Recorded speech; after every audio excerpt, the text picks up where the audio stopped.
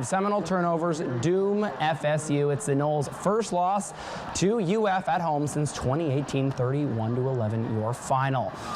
Well, our Ryan Kelly joins us now from Doak Campbell. Ryan, let's start with this. We all know how difficult the season has been for the Noles. What was the atmosphere like tonight? Was it as rowdy as most years, or were the FSU fans a little bit more subdued? Well, you could certainly tell, Taylor, that there were times where this crowd wanted to believe right alongside this Florida State defense, who did everything they could to keep the Garnet and Gold in this game. Made big play after big play. Florida didn't get in a rhythm consistently, but those 5 turnovers, as you mentioned, the real big kicker here. Florida State's offense, even when they moved the ball, it always seemed to end in some sort of problem. That fumble on the goal line you showed, one thing we weren't able to show, Lawrence Toafili's fumble after Florida State was on the move. It just seemed like it's kind of been the story all year for the FSU offense, a team that's gotten in its own way, an offensive line that hasn't allowed consistent push.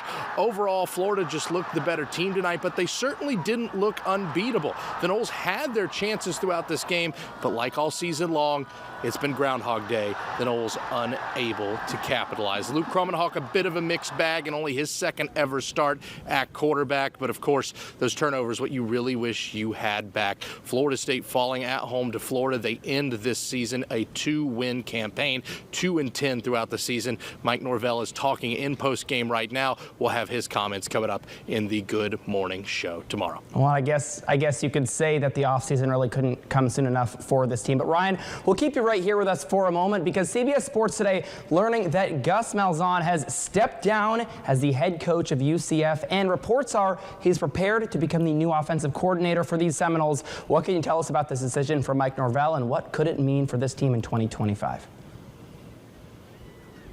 Well, Mike Norvell was actually asked about it in his post-game press conference, saying he's identified an offensive coordinator. He's excited about the hire, but it sounds like HR-wise, they're not allowed to make the move yet. You know, this is still a business after all.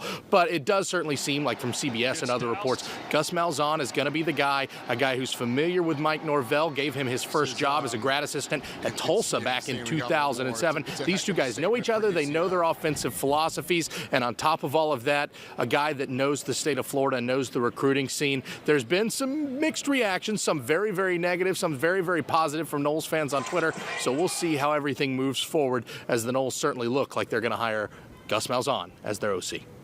Thank you so much, Ryan. Stay warm tonight. Appreciate your reporting.